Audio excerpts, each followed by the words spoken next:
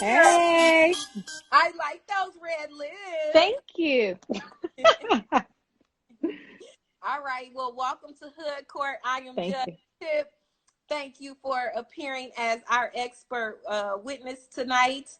The topic that I wanted to bring to the people, honestly, was dealing with this stay-at-home order and how it affects Black and Brown people. So, with you coming on, I'm going to throw out a couple questions or tidbits or things that I'm thinking. You can tell your opinion from the mental health perspective. Okay. Okay. Yep, sounds good. All right. So something I shared with Kelly when we talked earlier to the jurors and everybody watching, I have actually had therapy before. So yes, Black people get therapy. It Yes. does help. What's your thoughts on that? I think it's so important for us to get help. A lot of times, I like to say that we're always told that we only need Jesus. If it ain't Jesus, don't nobody else needs to know about it. And that's not true, right? Yep. So we need to talk through things too. And we do have representation of people who look like us out there to help us. So Yep. it's important. Good point. Good point. Because I actually was kind of raised in a Christian household. Later I developed, of course, my own relationship with God, where my relationship is more spiritual based than religion Mm-hmm. or what we're, taught to. Mm-hmm. And you're right. A lot of times in the Black community is to pray it away, and people Mm-hmm. don't tell you practical shit to Yep. get through stuff. So I appreciate you being here. I'm actually excited because some of Okay. the things that I talk about and deal with as the attorney, especially when we're looking at criminal defense, it's Mm-hmm. very heavy, it's stressful, and at times that has contributed to me having to deal with my own mental health because I have been in situations where I'm dealing with trauma all the Mm-hmm. time. So considering that now we're all in a state of trauma or dealing with trauma, um, what can we do to improve our mental health? Yeah, I think it's so, what you said was so important is that we're all going through a trauma and we really have to see it like that. Like it's a unique time when everybody really in the world is going through the same trauma. And, we don't know how to deal with trauma. We don't, we experience it all the time in our communities, but we're taught to Hell stuff yeah. it away. Don't talk about it. It's you ain't gone through nothing, ain't nobody else gone through. And that doesn't mean that it's that you still don't need to go, to address it. I think especially now with us being, stuck in the house, I think what you're going to get into, a lot of people are having a hard time staying in the house because we do what we want to do, right? Yep. Half of us don't believe it's real anyway. And then we are survivors. Just as people, we're survivors. So we like, we'll get through this. It's not a big deal. But I think that we, have to also, we don't label things. So two of the main things that we're dealing with right now that we don't like to label is anxiety and depression. Right. And, that's from when you're stuck in the house and you can't get out or you just feel antsy with anxiety. You don't know what to do. You want it off of you.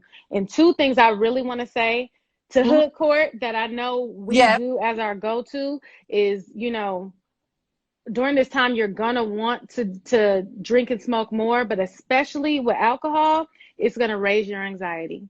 So just be mindful of that, alcohol will raise your anxiety. It might get you in more trouble. So Good I don't know point. if you want That's me to give the tips and stuff now or some things that would be helpful. Well, if anybody has questions for Hmm. Kelly, definitely type them in the comment box. Hmm. Let us know, or you can put them in the little question thing next to the comment so she can answer them. But you mentioned, the alcohol or drugs or whatever. Because, Hmm. I am the plugs lawyer, my ears to the streets love me. So shit, the streets is booming right now. Right. So my point to that is for me, I have literally only had one drink since we've been quarantined. Literally one drink. And since when I tell you I felt it, like, and I'm a person, I can handle Hmm. liquor. Like Hmm. I know I party. Like I'm rock star lawyer all day. But that just let me know, I was just in a different space. And Yeah. you know, people that are using other things as a crutch, because it could be food, it could be Oh yeah.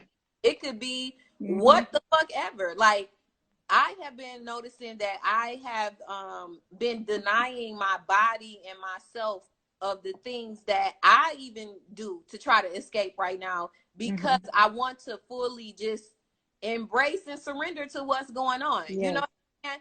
And embrace and surrender doesn't mean just lay your ass down. That means allow yourself to feel. Oh, yeah. Yeah, and that's another very good point that I had down too, is to allow yourself to feel.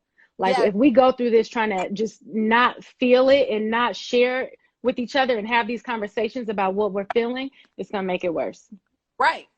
And I had to tell people, and even with me, you know, how I speak and the things that I do, and even presenting Hood Court, I had to tell people, I'm not my grandmother. I'm not them. I'm going to be unauthentically myself, because that is what is going to shine through. The real is going to shine through. What's in my heart is going to shine through. You know what I'm saying? That is what is being revealed to people as well during this time. And that's what they connect to. Yeah. The streets love me. Okay. So does anyone have any case that they want to bring before Hood Court? Because I will start. Let me go back to this. Now, talking about the stay-at-home order. The reason why I wanted to bring that up is because now Governor Kemp, now this is actually happening in several states, because I do have people worldwide watching. Shout out to Bali, Indonesia, because I have somebody in Bali that was checking on us last time. So what I want to say, you know, specifically in Georgia with the order that Kemp has out, supposedly this is what is going on. If you are stopped and, you know, I guess fined the first time, the fine is, I think, $1,000, maybe $2,000 for a business. If you are stopped an additional time, you face 12 months of jail. Now, my attorney ears immediately went alert, because again, who most likely will get stopped? Who most likely will have an officer stopping them saying, oh, it's not a store around here, so you're not going to get essential items, you going to jail? Who's to say, you know, this person who's thinking their job is an essential job get stopped for that? So there are a lot of situations that could arise out of that, and an officer pulling someone over in those cases, in my head, it is very subjective, because they can approve what is essential. What's your thoughts on dealing with the anxiety of having to stay in the house and those implications for Black and brown people? Yeah, I mean, I think that's a real reality that we're gonna have to see the fallout of that, and I'm sure it's gonna be some fallout for that, because everybody's been talking about. I'm from Oakland, and I'm Oakland, California, so I hear everybody talking about people in the hoods are not staying in the house, and everyone is like waiting for this whole martial law or whatever. We've been hearing all of this in the news and everything else. So I think people are kind of trying to prepare themselves for that and what that might look like. Like we always do. I don't know. I think we're just gonna have to see what that looks like and how. Go ahead. No, I said right. Go ahead. Yeah, and just I don't know, because it's like, even to your point, I'm like, I know some places are giving people, some jobs are giving people papers, which just makes me think of slavery. Like, I got to have a paper to leave the house now. Yeah. And who is signing my paper saying I can go to the grocery store, to your point?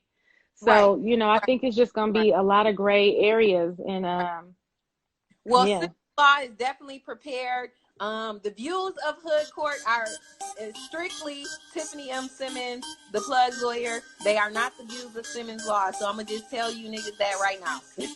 But I do want to say, that is something that I'm keeping a close watch on, because even over the last couple of weeks, it took me a while to even get a bond for one of my clients who was